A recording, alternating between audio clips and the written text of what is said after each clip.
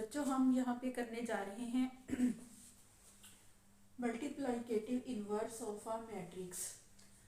असल में हमारी एक्सरसाइज जो है वो है 1.5 और 1.5 एक्सरसाइज को हल करने के लिए जो जो चीज़ें हमारे पास ज़रूरी हैं, जिनको समझना पहले ज़रूरी है, उनमें सबसे पहले जो मेथड है वो है multiplicative inverse of a matrix.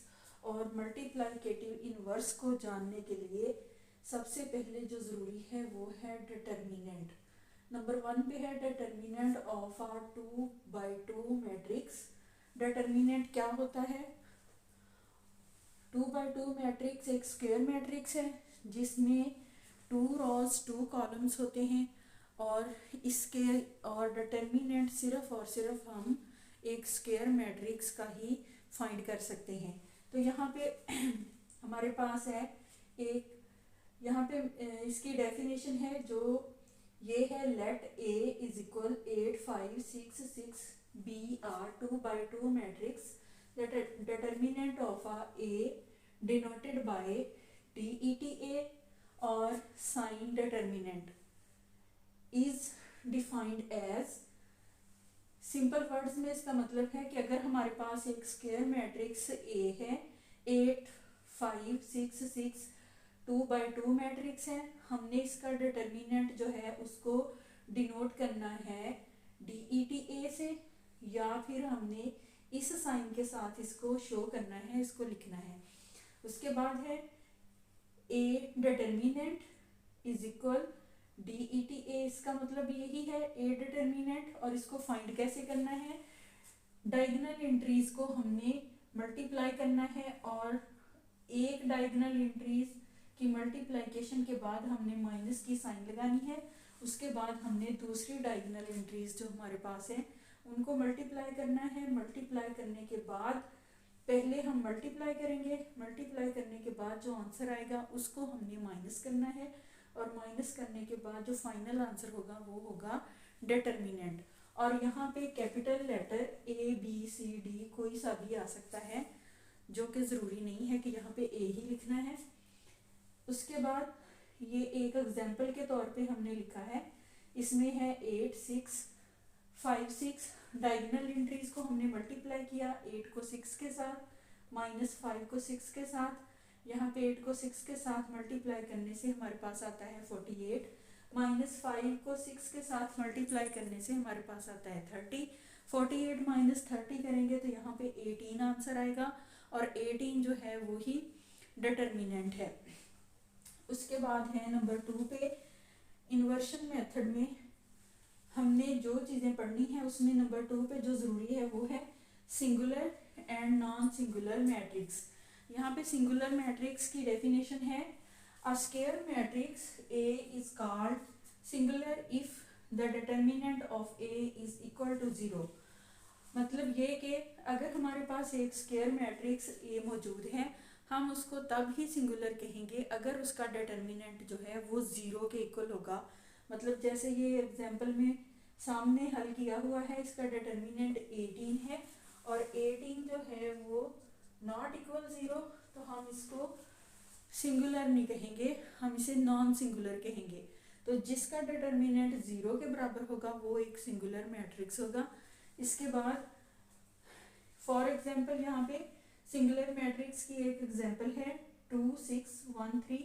Diagonal entries को हमने मल्टीप्लाई किया, 2 को 3 से, 6 को 1 से, 2 को 3 से मल्टीप्लाई किया 6, माइनस 2 को 6 को 1 से मल्टीप्लाई किया तो भी 6, दरमियान में इनके माइनस है और 6 प्लस का है, एक 6 माइनस का है, सेम एंट्रीज हैं, इनवर्स साइंस हैं, ये कट जाएंगी, मतलब ख़त्म हो जाएंगी और आंसर हमारे पास आएगा 0। और ये डिटर्मिनेंट जो है वो 0 के इक्वल है, इसलिए ये सिंगुलर मैट्रिक्स है। उसके बाद हम डेफिनेशन पढ़ते हैं नॉन सिंगुलर। तो बच्चों यहाँ पे नंबर 3 पे हमारे पास है non singular matrix. A square matrix A is called non singular if determinant of A is not equal to 0। यहाँ पे सिंपल वर्ड्स में कि अगर हमारे पास एक स्क्वायर मैट्रिक्स हो और हम उसका डिटर्मिनेंट फाइंड करें और डिटर्मिनेंट में आंसर जो है हमारा 0 के इक्वल ना आए, तो वो होगा नॉन सिंगुलर मैट्रिक्स। अब इसकी एग्जांपल जो है ये हमारे पास सामने मौजूद है, हमने डिटर्मिनेंट में पढ़ा है और इसमें ये एक डिटर्मिनेंट फाइंड किया हुआ है और इसका आंसर है हमारे पास 18 नॉट इक्वल टू 0। तो इसका मतलब है कि ये एग्जांपल जो है ये नॉन सिंगुलर के लिए बेस्ट है। और इसके बाद हम पढ़ेंगे एडजॉइंट।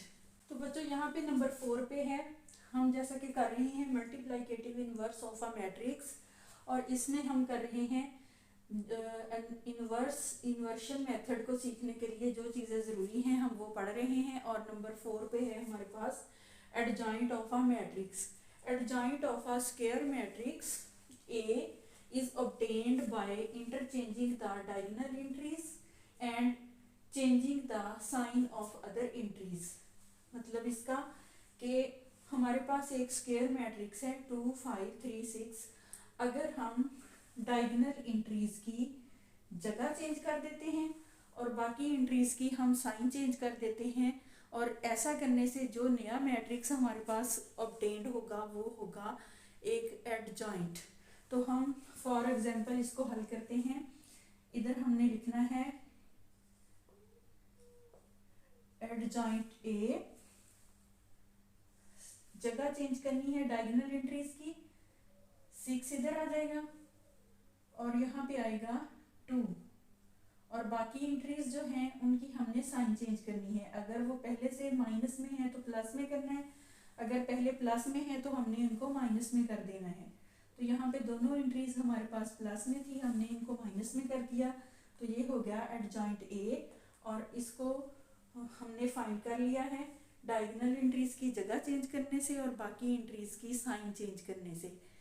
इसके बाद है हमारे पास एक्सरसाइज 1.5 और हम उसे शुरू करते हैं और उसको हल करते हैं। यहाँ पे हमारे पास यूनिट 1 एक्सरसाइज 1.5 और क्वेश्चन नंबर 1 है find the determinant of the following matrices. हमने दिए गए मैट्रिसेस के लिए डिटर्मिनेंट को फाइंड करना है। नंबर 1 पे हमारे पास है ए, इसकी एंट्रीज है -1 1 2 0।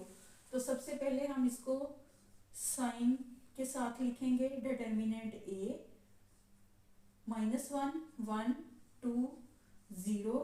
डायगोनल एंट्रीज को हम मल्टीप्लाई करेंगे, -1 इंटू 0 -1 इंटू 2। तो यहाँ पे ए डिटर्मिनेंट इज इक्वल -1 को 0 से मल्टीप्लाई किया 0 हो गया, -1 को 2 से मल्टीप्लाई किया 2 हो गया, तो इसके लिए डिटर्मिनेंट हमारे पास आया -2। इसके बाद है हमारे पास क्वेश्चन नंबर 2, इसमें साइन के साथ इसको लिखेंगे बी डिटर्मिनेंट 1 3 2 -2 और B determinant is equal 1 into -2।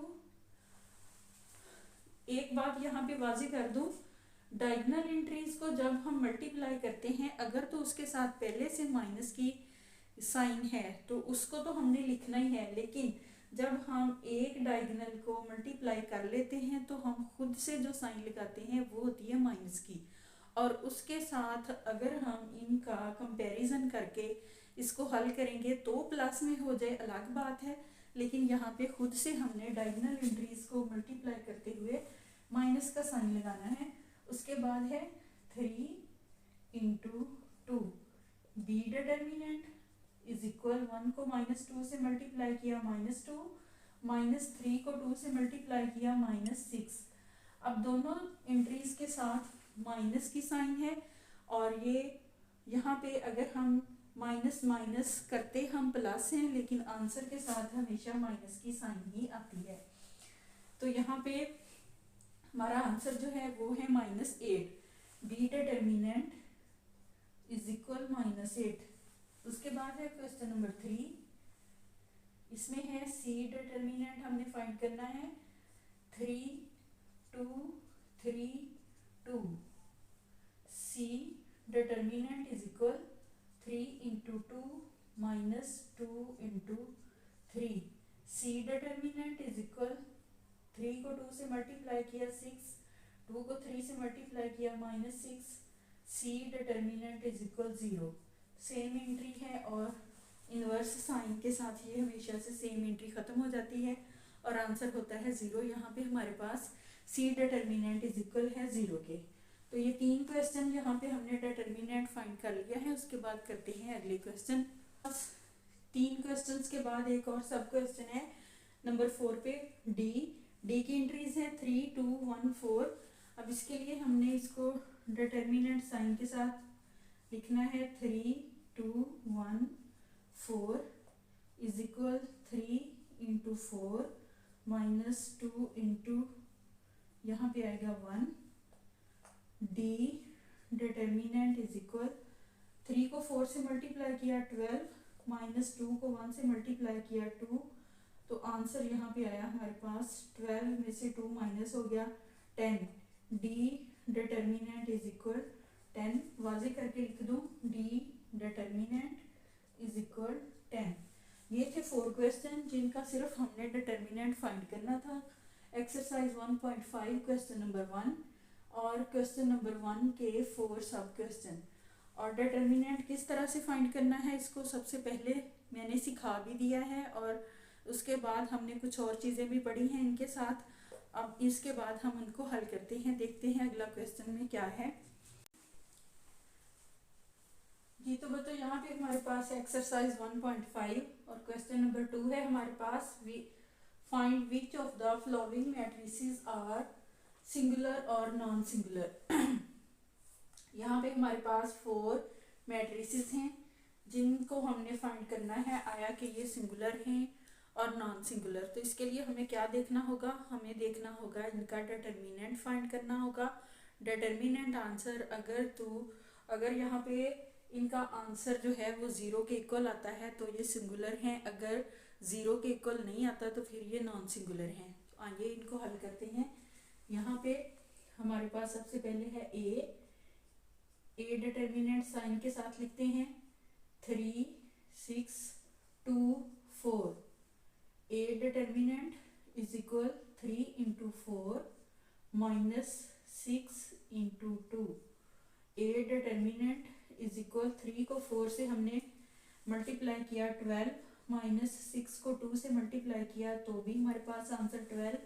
तो यहाँ पे +12 -12 सेम एंट्रीज है, इन्वर्स साइन है और ये हमेशा से खत्म हो जाती हैं और यहाँ आंसर आता है 0। ए डिटर्मिनेंट इज इक्वल 0। अब यहाँ पे हमने यही फाइंड करना था कि आया कि ये 0 के इक्वल है या नहीं। तो यहाँ पे 0 के इक्वल आंसर है तो हम इसको लिखेंगे सिंगुलर मैट्रिक्स।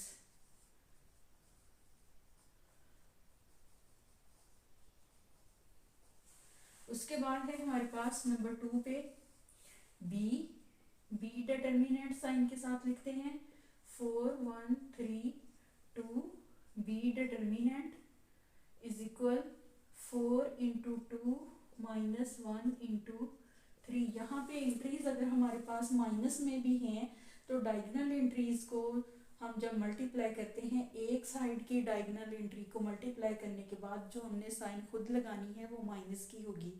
उसके अलावा अगर बाकी एंट्रीज के साथ माइनस की साइन है तो वो कंपैरिजन करके उनका हल निकलेगा। यहाँ पे हमारे पास है बी डिटर्मिनेंट इज इक्वल 4 को 2 से मल्टीप्लाई करेंगे 8 माइनस 1 को 3 से मल्टीप्लाई किया 3। 8 minus 3 answer 5। B determinant is equal 5।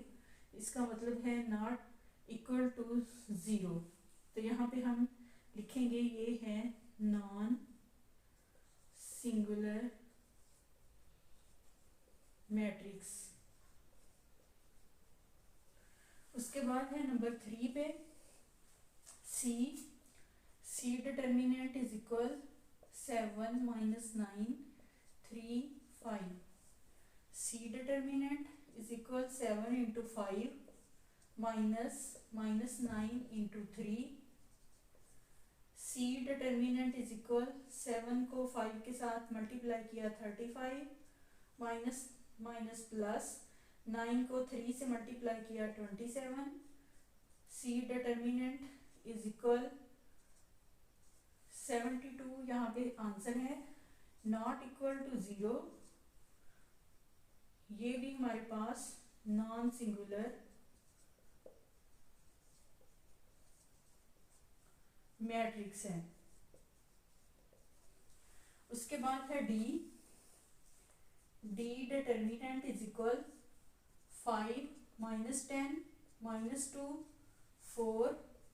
D determinant is equal 5 × 4 -10 × -2।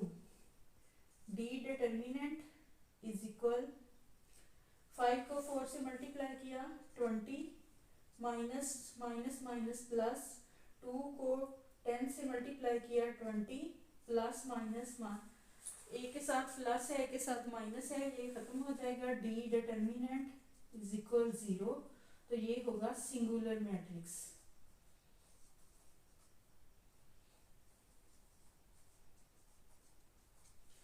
ये 4 क्वेश्चन थे जिनको हमने फाइंड कर लिया है।